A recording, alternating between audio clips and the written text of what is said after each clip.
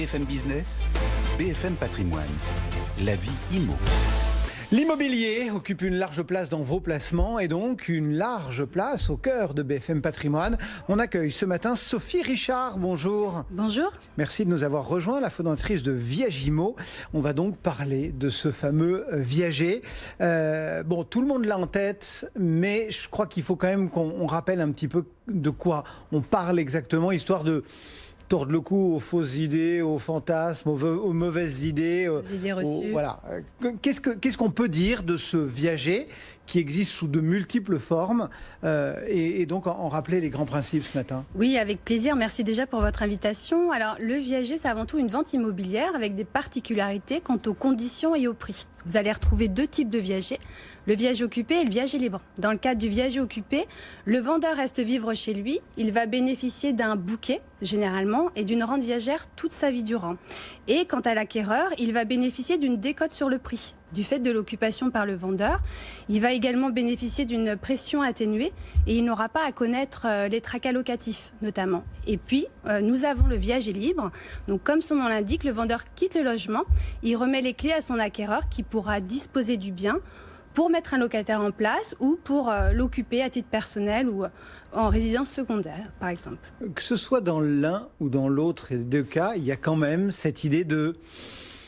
Je ne vais pas dire jouer, mais ni de spéculer, mais enfin bref, d'attendre tout de même le décès de notre contractant. Enfin, c'est quoi? Comment le faire passer? Parce que les Français, du coup, n'aiment pas trop ça. Alors, nous avons pu observer, puisque ça fait plusieurs années que j'exerce en tant que viagériste et que j'ai créé le réseau Viagimo, et nous avons pu observer, les agences également du réseau, qu'il y avait une réelle méconnaissance, beaucoup d'idées reçues qui entouraient le viager. Et c'est notamment l'une des raisons pour lesquelles on a créé un guide pratique du viager qui est téléchargeable gratuitement sur le site Viagimo pour expliquer ce qu'est la réalité du viager. Et finalement, les parties, que ce soit vendeur ou acquéreur, quand on s'y intéresse un peu plus... Quand on s'y intéresse un peu plus largement, on peut se rendre compte que le viager, l'image du viager n'est pas du tout conforme à la réalité. C'est-à-dire ? En fait, les parties vont avoir un intérêt mutuel. C'est vrai que le calcul apporté aux ventes en viager, que ce soit en viager occupé, tiennent compte de l'espérance de vie aujourd'hui du vendeur. On achète bien moins cher un viager aujourd'hui qu'on ne l'achetait il y a 20 ans. Pourquoi? Parce que les tables d'espérance de vie sont prises en compte dans les calculs actuels du viager. D'accord. Et c'est-à-dire que plus qu'une spéculation sur la mort de la contrepartie, il faut le voir aussi comme une mesure d'accompagnement de personnes qui, du coup, retrouvent un niveau de vie plus conforme, plus sympathique. Il y a un mieux vieillir à domicile pour les personnes âgées, notamment. On a pu constater à travers l'actualité, je pense notamment au projet de loi sur les réformes de retraite, avec les gilets jaunes également, que la retraite est source de crainte. Et je suis convaincue que le viager apporte une réponse apaisée à ces problématiques immobilières et sociales. Et le viager occupé notamment va apporter... une solution au mieux vieillir à domicile de nos anciens. Et ce phénomène a été accentué notamment depuis la crise sanitaire où les agences du réseau, et ce sur l'ensemble du territoire, puisque les 14 agences du réseau ont pu établir ce constat, que les enfants apportaient le dossier de leurs parents pour que les agences les conseillent et trouvent des solutions pour un mieux vieillir à domicile, pour trouver une solution pour un maintien à domicile, où le bouquet notamment va apporter une solution pour un aménagement d'une éventuelle dépendance, et le bouquet, les rentes viagères vont permettre de bénéficier d'un pack service avec, pourquoi pas, des portages de repas, des aides à domicile pour les personnes âgées. Et j'ai pu rencontrer des seniors qui ne voulaient plus, qui avaient réservé des emplacements, des hébergements en EHPAD, qui ne voulaient plus partir en EHPAD, notamment depuis la crise sanitaire, et optaient pour la solution de rester chez eux, dans le domicile qu'ils ont toujours connu et où ils ont leurs repères. Donc nous avons pu trouver des solutions pour les accompagner pour un maintien à domicile pour ces personnes-là. En clair, ça veut dire quoi? Ça veut dire qu'il fallait dépoussiérer un petit peu ce viager pour effectivement qu'on n'ait plus les vieilles lunes et qu'on voit le nouveau, enfin un aspect beaucoup plus social, beaucoup plus intergénérationnel que, tout à fait. Une simple loterie sur la vie pour payer un appart moins cher. C'est ça. Les Français sont en réelle j'ai pu observer qu'ils étaient en manque d'informations et qu'il était important de démocratiser ce dispositif et d'expliquer l'intérêt mutuel entre les vendeurs et les acquéreurs. À partir du moment où la vente est juridiquement équilibrée, alors elle sera éthique et morale. Et je pense que depuis une dizaine d'années, il y a un engouement, une notoriété du viager qui est de plus en plus considérable, car nous prenons conscience que notre système de retraite par répartition actuel est à bout de souffle, qu'épargner une vie entière en vue de sa retraite pour subvenir aux besoins des 3e et 4e âges n'est plus suffisant.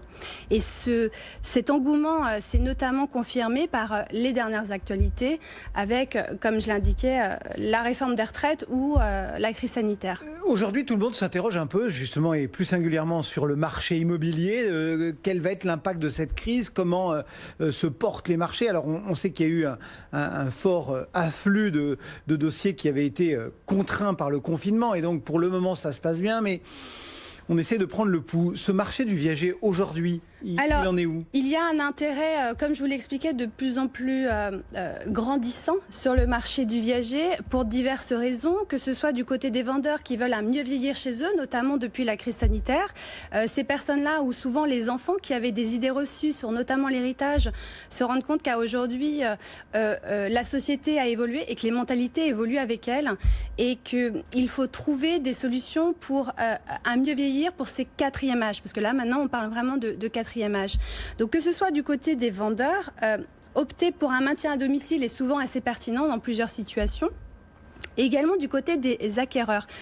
On se rend compte que depuis notamment la crise sanitaire, il y avait de plus en plus de refus d'établissements prêteurs de financer des projets d'acquisition en résidence principale pour certains profils, parce que les banques jugeaient par exemple que l'apport personnel n'était pas suffisant, ou parce que le profil était peut-être trop atypique. Je pense notamment, j'ai reçu dernièrement des entrepreneurs, notamment des professions libérales, qui avaient beaucoup investi au titre de leur outil professionnel. Et la banque considérait que ces personnes-là avaient atteint leur endettement maximum.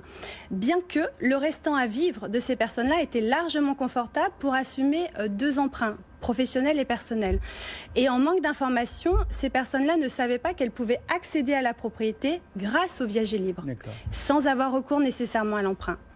On a toujours la question, et plus singulièrement d'ailleurs sur ce marché immobilier, de la répartition entre finalement les investisseurs particuliers et les investisseurs institutionnels. Aujourd'hui, est-ce que sur ce marché du viager, on ne trouve encore que des particuliers qui contractent entre eux, ou est-ce que les grands comptes viennent aussi? Est-ce que les zinzins sont présents, les gérants de fonds, sur ce marché? Pour le plus grand bonheur des vendeurs, effectivement, émerge une offre plurielle sur le marché du viager, qu'on soit en viager classique, bouquet plus rente, qui s'adressera plus particulièrement aux particuliers. Mais on voit émerger également des offres via des fonds d'investissement en achat notamment de nue propriété, bouquet sans rente, pour faire simple. Et ces fonds-là, je pense notamment au dernier fonds lancé en juillet 2020 par le groupe de banque assurance Crédit Mutuel Arkea, qui a lancé son fonds Silver Avenir, et dont le réseau Viagimo est notamment sourceur pour ce fonds. C'est-à-dire qu'on a pour mission de rechercher des biens répondant à leurs critères de sélection. Et le réseau a également remporté l'appel d'offres de Property Management pour assurer la gestion des actifs viagers pour le fonds Viagimo. Donc c'est vrai que l'intérêt pour le viager, notamment par un grand groupe comme celui d'Arkea, prouve que le viager est un investissement immobilier à potentiel, représentant dans le même temps un véritable outil de service sociétal. Merci beaucoup pour ces quelques précisions. Sophie Richard, donc, pour Viagimo ce matin sur BFM Business, au cœur de BFM Patrimoine.